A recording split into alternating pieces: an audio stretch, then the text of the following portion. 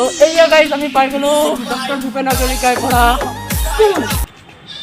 নাই ইয়াতে নহয় বহুত ইয়াতে নাই এইখন তো বলক ভিতৰলৈ যাওঁ।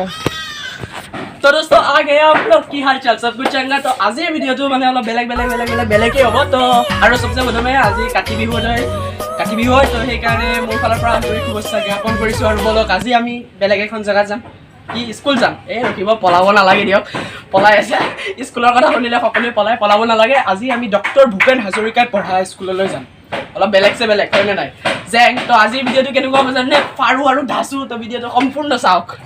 যোৱাৰ আগতে মোৰ লগত মোৰ আহিছে, এইবিলাকত গ'লে অলপ লাজ কৰে বাৰু মিষ্টাৰ মহন্ত, স্পীড মহন্ত দা। তো বলক চাইকেলটো আগত একচুৱেলি খুলি লওঁ। তো মই মোৰ KTM-খন খুলি লওঁ আৰু নাকি বলক বাপ্পাও মানে মোৰ KTM এইখনে বুলেট, আপোনাৰ হ'ব পাৰে ভাই, কিন্তু আমাৰ কাৰণে এইখনে KTM এইখনে বুলেট। তো বলক ডক্টৰ ভূপেন হাজৰিকা পঢ়া স্কুল ভিডিঅ'টো সম্পূৰ্ণ চাব, স্কিপ নকৰিব। বলক কি হস্পিট ৰেডি নে? মাস্ক পিন্ধা নাই 500 টকা জৰিমনা, মাস্ক পিন্ধা নাই দেই, পুলিচে ধৰিব কিন্তু ইয়াক। তো বলা গৈ আছোঁ, চলো উল্টাই পাল্টাই ব্লগিং ইজ ষ্টাৰ্ট নাও। ঐ কি চাই আছা? তো ৰাইজ ভিডিঅ'টো সম্পূৰ্ণ চাব। ডক্টৰ ভূপেন হাজৰিকাই পঢ়া স্কুললৈ লৈ গৈ আছোঁ, মানে পূৰা জেং আৰু বলক ধাচু একদম। তো উল্টাই পেলাই মানে ভাইটি কি চাই আছা ঐ? ইয়াতে অলপ ৰখিলোঁ, মানে ই কিবা এটা আনিব গৈছে মানে খাবলৈ। পেট পূজা কৰিলোঁ, আকৌ যাব লাগিব নহয়, বহুত দূৰ ৰাস্তা বাই 50 কিলোমিটাৰ দূৰ নহয়, গাঞ্জা মাৰিছোঁ, 50 কিলোমিটাৰ নহয়।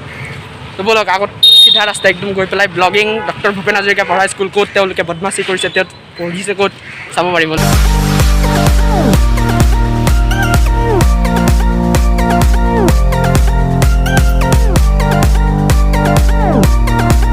চ' গাইজ আমি গৈ আছোঁ, একচুৱেলি মাস্ক পিন্ধা নাই, ৰাস্তাত আছোঁ। ই ক'ত গ'ল ই লুকাই আছে, মানে লাজ কৰি আছে। বলক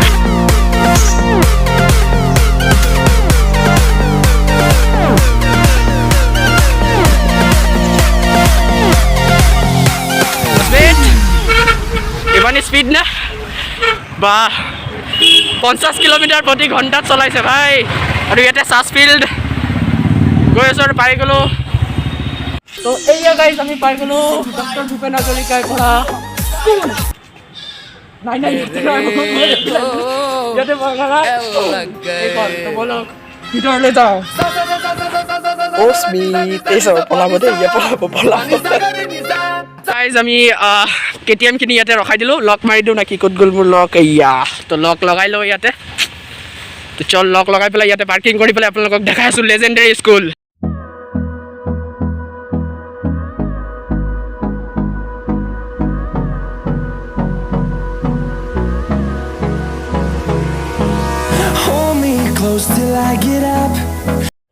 তো ৰাইজ আপোনালোকে এইবিলাক যোনবিলাক স্কুল চাই আছে, ভঙা চিঙা অংশ বিশেষ, এইবিলাকেই ডক্টৰ ভূপেন হাজৰিকাহঁতে পঢ়ি যোৱা স্কুল। এইবিলাক ব্ৰিটিছ আমোলৰ বনোৱা স্কুল। মানে অতি দুখ লগা বিষয় যে এই স্কুলবোৰ য'ত ইমান ডাঙৰ মানুহ পঢ়ি গৈছে, এই কোঠালিবিলাক এতিয়া অৱস্থা চাওক কি হৈছেহি। মানে এতিয়া খণ্ডাৰ কয় নহয়, ভাঙা চিঙা অংশবিলাক যে খণ্ডাৰ হৈ পৰিছে। আৰু এইবিলাক চাই আছে ইয়াতে পঢ়ি যোৱা, মানে জানে আমাৰ অসমৰ চবতছে ডাঙৰ শিল্পী বুলি ক'লেও ভুল নহয়। মই ডক্টৰ ভূপেন হাজৰিকা অকল তেওঁৱেই নহয়, ইয়াতে লক্ষ্মীনাথ বেজবৰুৱা, বিষ্ণুপ্ৰসাদ ৰাভা, এনেকুৱা বিখ্যাত মানুহ এইখন স্কুলৰ পঢ়াই পঢ়ি যোৱা।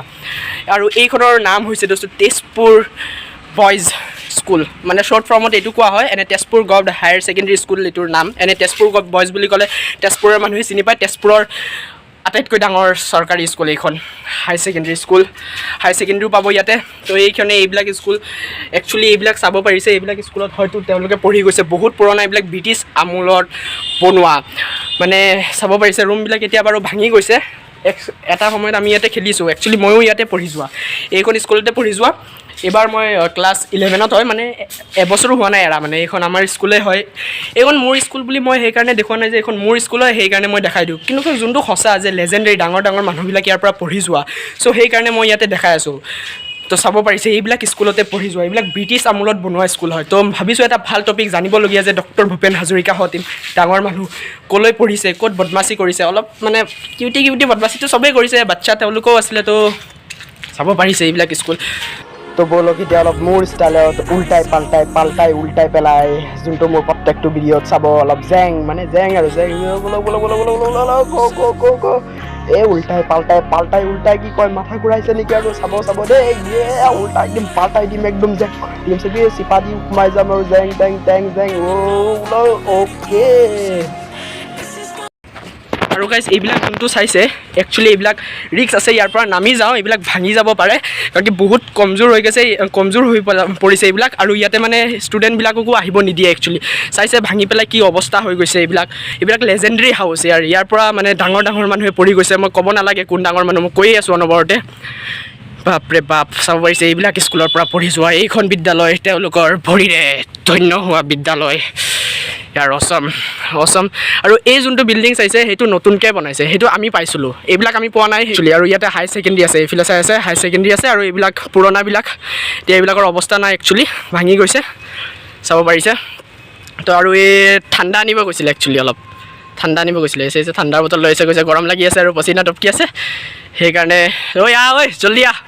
এইফালে চাইছে এইটো হৈছে আমাৰ স্কুলৰ কম্পাউণ্ড বোলে চৰি অফিচ ৰুম, ইয়াতে টিচাৰসকল থাকে। একচুৱেলি গ'লোহেঁতেন কিন্তু বহুত গৰম দি আছে, সেইকাৰণে নাযাওঁ আজি। তালে এইখনেই আছিলে চবতছে ডাঙৰ, মানে একচুৱেলি ডাঙৰ এৰিয়াটো ডাঙৰ ক'ব গ'লে এইখন স্কুল একচুৱেলি 3টা ভাগত ভগোৱা আছে। এখন চাইছে সেইফালে এটুকুৰ আছে, আৰু এইফালে এটুকুৰ, মানে মাছফালেদি ৰাস্তা গৈছে, সেইকাৰণে একচুৱেলি যদি এৰিয়া মিলাই দিওঁ আমি তো মানে ক'ব গ'লে আটাইতকৈ ডাঙৰ। আৰু একচুৱেলি এটা কথা কোৱাই নাই, এইখন স্কুল 152 ইয়াৰ্ছ ৰানিং, 152 ইয়াৰ্ছ, মানে 150 বছৰ জয়ন্তী উদযাপন হৈছে। মানে অল অভাৰ অসমৰ যদি পুৰণা স্কুলৰ নাম আহে এইখনৰ নামো নিশ্চয় আহিব। তো এইটো ইয়াৰ 1868ত ইষ্টাব্লিছ কৰা হৈছিলে এইখন বিদ্যালয়। অচম। আৰু ভিডিঅ'টো ইয়াতে সমাপ্ত কৰিছোঁ। যদি ভাল লাগিছে ভিডিঅ'টো লাইক কৰিব, শ্বেয়াৰ কৰিব, ছাবস্ক্ৰাইব কৰিব, যদি নিউ হয় ছাবস্ক্ৰাইব কৰিব একদম নাপাহৰিব। তো স্পীড বাই এটা দি দিয়া, বাই।